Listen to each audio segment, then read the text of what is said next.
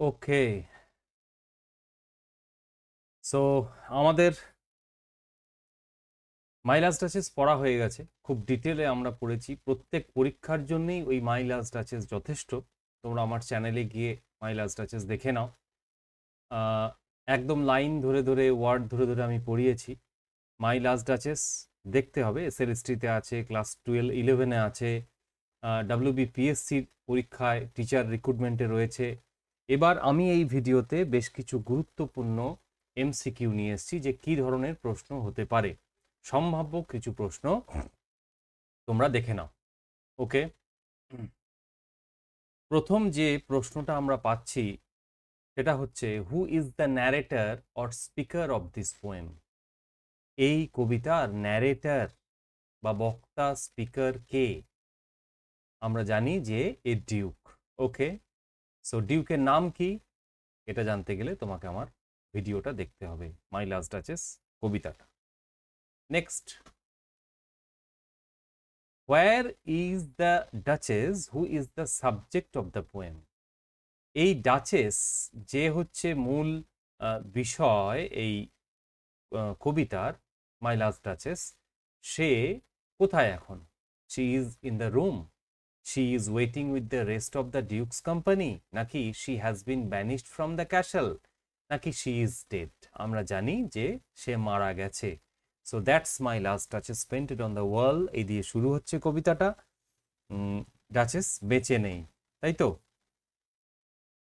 Next, what is meant by the phrase a spot of joy? A spot of joy, joy বলতে কি বোঝানো হয়েছে? A brightness in the eye, a blush, a time of merriment, নাকি a টিয়ার? এটা এ blush, blush হচ্ছে লজ্জায় রাঙা হওয়া, লজ্জায় লাল হওয়া, এটাকে এ স্পট অফ জয় বলেছে। কারণ যখন ওই ছবিটা আঁকছিলেন আর্টিস্ট, তো আর্টিস্টের কি নাম তোমরা আমাকে কমেন্টে জানাবে, তাহলে বুঝতে পারবো কে কেমন পড়েছো তোমরা। তখন সে হয়তো বলেছিল যে একটু ওই ল্যাপ, ওই রোবটা একটুখানি সরাতে, তখন লজ্জায় তিনি ব্লাশ হয়েছিলেন। সো এটা সম্ভাবনা তিনি আশা করছেন। So blush, next, a spot of joy meaning a blush. 4 number দেখো, she had a heart, how shall I say, too soon made glad. এই যে হাইপেনগুলো রয়েছে, what is the effect of the duke's hesitation here? সে hesitate কেন করছে? The duke implies that his interpretation is much kinder than the reality. The pause gives the impression that the duke hesitates to wipe away A tear or two. চোখের জল মুছছিল, সেটা তো একেবারেই নয়। The Duke implies that his wife was a much gentler, soft-hearted woman than people realized. মানুষ যতটা তাকে বুঝেছিল তার থেকেও তার স্ত্রী বেশি জেন্টলার ছিল এবং নরম হৃদয়ের মানুষ ছিল। আর option D, the pause gives the impression that the duke is not very articulate. এটা বোঝাচ্ছে যে ডিউক খুব বেশি নিজেকে এক্সপ্রেস করতে পারছে না, প্রকাশ করতে পারছে না। একেবারেই তা নয়। The duke implies that interpretation is much kinder, যে আমি তো অনেক কাইন্ডার ওর প্রতি, অন্য কেউ হলে আরো রুড হতো, ক্রুয়েল হতো। Next, considering it is done, the Duke's monologue is best described as tirade, epitaph, elegy না charade? সো ডিউকসের এই যে মনোলগটা, এটা বেস্ট কি বলা যায় এটাকে? এটা আসলে একটা টাইরেড, মনে রাখবে এটা। টাইরেড, এলিজি জানো তোমরা কারোর মৃত্যুতে, এপিটাফ হচ্ছে মৃত্যুতে তার উপরে যেটা লেখা হয় টুম্বের উপরে, আর টাইরেড, টাইরেড হচ্ছে long angry speech criticising somebody. A long angry speech criticising somebody, কাউকে সমালোচনা করে যে কথা বলা হয় সেটা হচ্ছে টাইরেড। তা পুরোটাই তো সমালোচনাই করা হচ্ছে, পুরো কবিতাটাই, যে আমার ডিউক, আমার ডাচেস এরকম ছিল, এরকম ছিল, এগুলো আমার মোটেও পছন্দ ছিল না। নেক্সট, 6 নম্বরে দেখো, which of the following is not one of the duchess's misdemeanours according to the duke? কোনটা ডিউকের মতে ডাচেসের এই খারাপ গুণটা ছিল না, সেটা কোনটা? দেখো, she was flattered by compliments from Fra Pandolf. Option B, she enjoyed the sunset as much as she enjoyed her husband's favour. She wouldn't listen to her husband when he tried to correct her behavior. She was equally grateful for all acts of kindness regardless of their source. তাহলে এ, B আর D তিনটেই দেখো কবিতাতে আমরা পাই। যেটা পাই না সেটা হচ্ছে she wouldn't listen to her husband, সে তার স্বামীর কথা শুনতো না যখন সে চেষ্টা করতো তাকে কারেক্ট করে দেওয়ার, তার ব্যবহারটাকে, কিন্তু আমরা জানি যে সে কিন্তু ইগোর কারণে ছোট হয়নি ডিউক, যে আমি আবার তাকে কারেক্ট কি করব, আমি ডিউক। ঠিক আছে, so this is the answer. Next কোশ্চেনে চলে আসছি। This grew I gave commands then all smiles টক টুগেদার। এটা বাড়তেই থাকলো, তারপরে আমি কমান্ড দিলাম, অর্ডার করলাম, তারপরে সব হাসি থেমে গেল। How should this lines be interpreted? এটা কিভাবে ইন্টারপ্রিট করা যায়? The duchess the duchess stayed out of her husband's way. The duke is somehow responsible for the duchess's early death. C, the duke forgave his wife and stopped tormenting her. The duchess grew to hate her husband and divorced him. ডিতে বলছে divorce করেছিল, সিতে বলছে Duke তার ওয়াইফকে ক্ষমা করে দিয়েছিল এবং তাকে কষ্ট দেওয়া বন্ধ করেছিল। সিতে বলছে ডিউক কোনোভাবে ডাচেসের খুব কম বয়সে মৃত্যুর কারণ হয়ে দাঁড়িয়েছিল। The duchess stayed out of her husband's way. Duchess ডিউকের রাস্তা থেকে সরে দাঁড়িয়েছিল। তা আনসার আমরা বুঝতেই পারছি, আই গেভ কমান্ডস, তারপরে সব হাসি থেমে গেল, তার মানে তাকে মৃত্যুদণ্ড দেওয়া হয়েছিল, মেরে ফেলা হয়েছিল। কারণ অরিজিনাল ইতিহাসটা পড়লে আমরা দেখি যে পয়জন করা হয়েছিল। সো নেক্সট, প্রত্যেকটা জিনিস আমার টেক্সটে বলা আছে, তোমরা অবশ্যই টেক্সটটা দেখো, তারপরে এমসিকিউ করো। 2-5টা এমসিকিউ করে কোনো পরীক্ষায় পাস করতে পারবে না, আগের টেক্সট ভালো করে পড়তে হবে। Next, what does the duke criticize about the duchess in my last duchess? So duke ডাচেসের কোন ব্যাপারটাকে ক্রিটিসাইজ করছে? হার ল্যাক অফ ইন্টেলিজেন্স, তার বুদ্ধি ছিল না? হার ল্যাক অফ বিউটি, তার সৌন্দর্য ছিল না?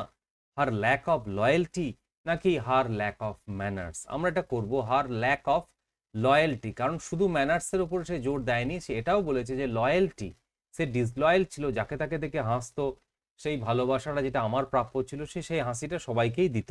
সো এই আনসারটার সাথেই আমরা যাব, her lack of loyalty. Next question, what is the significance of the duke's use of the word my?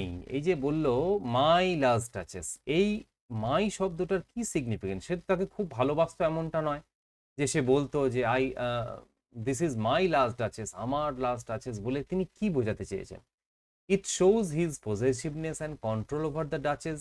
Option B, it emphasizes his love for the duchess, তার ভালোবাসা বোঝাচ্ছে। It indicates that the duchess has his property, was his property, তার duchess ছিল তার সম্পত্তি। It reflects his pride in being married to the duchess, এটা তার অহংকার, গর্ব ছিল যে তার সাথে ডাচেসের বিয়ে হয়েছিল। তাহলে দেখো অপশন এ আর সি এর মধ্যে একটা কনফিউশন হতে পারে যে এটা তার প্রপার্টি, কিন্তু এখানে পজেসিভনেস বা প্যাট্রিয়ার্কি বেশি পরিমাণে প্রকাশ পাচ্ছে, সেই কারণে আমরা এটা কন্ট্রোল আর পজেসিভনেস, ওই যে সে টেমিং এ সি হর্স যেটা ছিল কন্ট্রোল পজেসিভনেস বোঝাচ্ছে। তো এটা আমরা আনসার করব অপশন এ। নেক্সট, ক্লাস কেমন লাগছে একটু কমেন্টে জানিও, তাহলে ভালো লাগে। তোমরা কেউ কমেন্ট করো না, দেখে চলে যাও, কি কি করলে আরো ভালো হবে, এগুলো জানা খুব জরুরি। Next, what is the setting of my last touches? Setting মানে হচ্ছে প্লেস, কোন জায়গায় ঘটছে। প্রথমেই আমরা দেখেছি ফেরারা, so Italy, A castle in Italy is the answer. A palace of France নয়, এ ম্যানর অফ ইন ইংল্যান্ড নয়, এ ভিলা ইন স্পেন নয়। ওকে, সো সেটিং কিন্তু জানতে হবে। প্রত্যেকটা নাটকের বেশিরভাগ সাধারণত ড্রামাতে সেটিংস দেয়া থাকে, আর যেহেতু এটা ড্রামাটিক মনোলগ তাই এখানে সেটিংস দেয়া আছে। ড্রামাটিক মনোলগ কাকে বলে তোমরা জানো, সেখানে একটা সিঙ্গেল স্পিকার থাকবে এবং অডিয়েন্সের প্রেজেন্সটা ফিল হবে কিভাবে? থ্রু দেয়ার জেস্টার্স অ্যান্ড পশ্চার্স, বিভিন্নভাবে তারা কাজকর্ম করবে এবং সেটা স্পিকারের কথার মাধ্যমেই আমরা এটা জানতে পারবো। Next question, what feature of the portrait is particularly striking? বলছে ছবিটার মধ্যে সব থেকে বেশি স্ট্রাইকিং বা তোমাকে স্ট্রাইক করছে কোন জায়গাটা? কারণ আমরা দেখেছি সে ডিউক এক জায়গায় বলছে যে look at her eyes as if she is alive, চোখগুলো দেখো, মানে চোখগুলো সব থেকে বেশি স্ট্রাইকিং ছিল, সেনজুয়াল ছিল, এবং সেনজুয়াল ছিল বলেই তার সন্দেহের কারণ যে আমি তো ছবি আঁকার সময় উপস্থিত ছিলাম না, তাহলে তার চোখগুলো এত সেনজুয়াল কাকে দেখে হলো? ফ্রা প্যান্ডলফ দেখে হলো কিনা? সো দ্য আনসার ইজ আইজ, আমরা এখানে আইজ করব। ঠিক আছে, নেক, হ্যান্ডস, মাউথসের কথা সেরকম ভাবে কিছু বলা নেই। So these are not the answer. Next question দেখো, চলে এসো। What bothered the duke about the duchess's smile? What bother ডিউকের ডাচিসের যে হাসিটা সেটা ডিউককে কিভাবে কষ্ট দিত, কোন জিনিসটা কষ্ট দিত? ইট ওয়াজ ফলস, এটা মিথ্যা হাসি ছিল। It was easily given to anyone, এটা যাকে তাকে সহজে তিনি দিয়ে দিতেন, হাসতেন। It was never reserve from him, তার জন্য বাঁচিয়ে রাখতেন না তিনি। আর ইট ওয়াজ ক্রুকড, খুব চালাকির হাসি তিনি হাসতেন, একেবারেই না। So it was easily given to anyone, সে সবাইকে দেখেই হাসতো, এটাই ছিল তার জ্বলন হওয়ার কারণ ডিউকের। ওকে, so this is the end of uh, these questions. পরবর্তী ভিডিওতে আবার দেখা হচ্ছে। তোমরা সাবস্ক্রাইব করো, কমেন্ট করো, লাইক করো, সবার মধ্যে ছড়িয়ে দাও।